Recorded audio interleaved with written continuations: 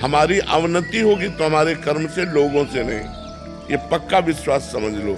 लोग चाहते एक तरफ हो जाए, आप एक तरफ हो जाएं, और यदि आपका प्रारब्ध जोरदार है, आपके आचरण पवित्र हैं, आपका भजन जोरदार, तो आप पार हो जाएंगे, आप अकेले जीत जाएंगे। और अगर पूरा भारत आपके साथ है और आपका कर्म बिगड़ा हुआ है, तो आपको कदम कदम पे दुख भोगना पड़ेगा, कोई साथ नहीं आएगा। उसे आत्मसम्मान तो कोई जानता ही नहीं, कोई आत्मज्ञानी ही जानता है। क्योंकि आत्मसम्मान में कोई द्वंद्व नहीं है।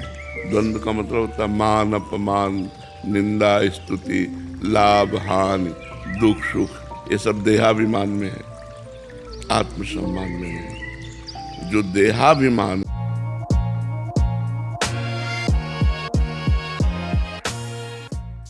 जय जय श्री राधे। विक्रम सिंह जी, जय श्री राधे।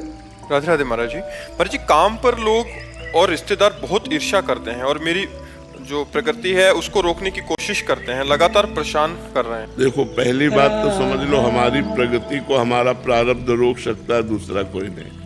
हमारा कर्म जो पूर्व का बिगड़ा हुआ है वही हमारी उन्नति को रोक सकता है, दूसरा विश्व में कोई पैदा नहीं हुआ कि हमारी उन्नति को रोक सके। हमारा कर्म ही हमें बाधा पहुंचाता है।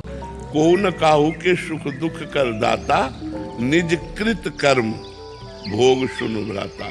हे भाई, कोई किसी को सुख दुख नहीं देता, अपना किया हुआ कर्म ही कहीं सुख देता है और कहीं दुख देता है। तो आज हम अच्छे कर्म कर रहे हैं, पीछे बुरे कर्म किए हैं, तो अच्छे कर्म करते हुए भी हमें आज दुख भोगना पड़ेगा, क्योंकि पीछे हमारे बुरे कर्म रहे हैं।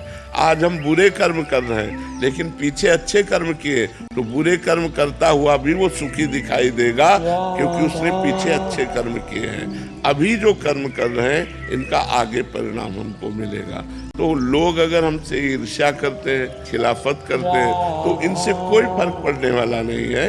हमको अपने सत्मार्ग में चलते रहना चाहिए। हम नीचा देखेंगे तो हमारे कर्म से, हम पतित होंगे तो हमारे कर्म से, हमारी अवनति होगी तो हमारे कर्म से, लोगों से नहीं। ये पक्का विश्वास समझ लो।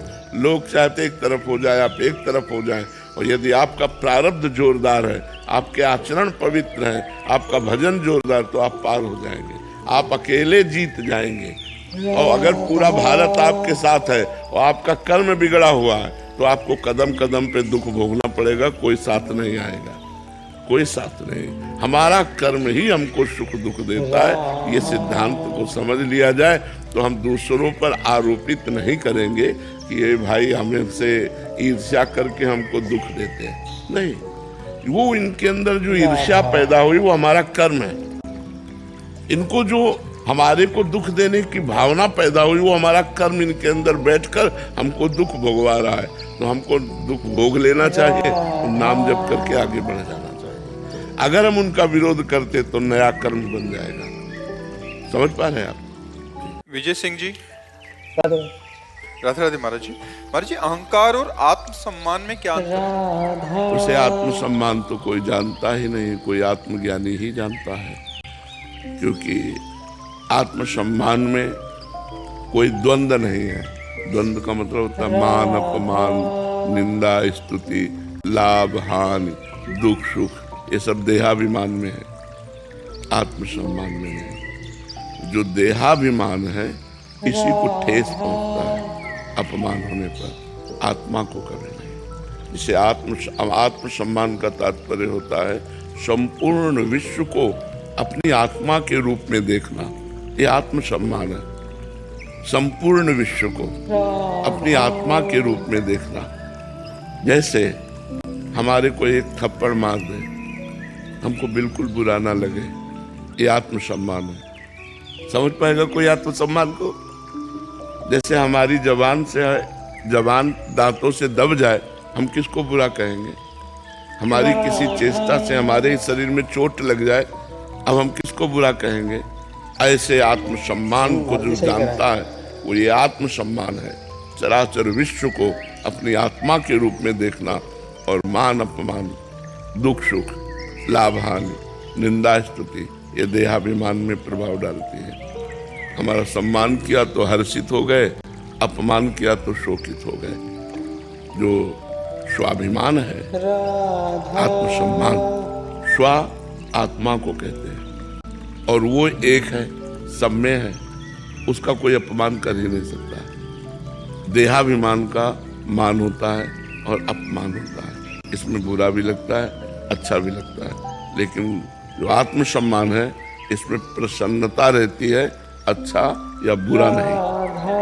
प्रसन्नता भगवान का स्वरूप है। ब्रह्मभूता प्रसन्नात्मा न सोचते न कांक्षते। शायद हमारी बात समझ पा रहे हो कि नहीं, क्योंकि ये अध्यात्म की बात है ना। आत्मसम्मान, जैसे हम अपने शरीर को, पूरे शरीर को प्यार करते हैं, हमारे हाथ से ही हमें कहीं चोट लग जाए तो हमें बुरा नहीं लगेगा, पीड़ा होगी, पीड़ा होगी, बुरा नहीं लगेगा, गुस्सा नहीं आएगा किसी के ऊपर, समझ रहे ना। ऐसे आप हमें मारे, पीड़ा होगी पर बुरा नहीं लगेगा, और आपके प्रति हमारे हृदय में कोई द्वेष नहीं। यह है आत्मसम्मान। जब तक दूसरे को दंड देने की भावना हो तब तक देहाभिमान है। जब तुम्हें कोई दंड दे रहा हो और उसके प्रति तुम्हारे लिए द्वेष ना हो तो वो आत्मसम्मान है। आत्मसम्मान बहुत बड़ी चीज है। आपने आत्मा का सम्मान किया, आपने देह का नहीं, आत्मा। तो जो तुम्हारी आत्मा वही उसकी आत्मा। समझ पा रहे हो आप हमारी बात? जय जय श्री हरिवंश। आप सभी का धन्यवाद वीडियो अंत तक देखने के लिए। राधे श्याम।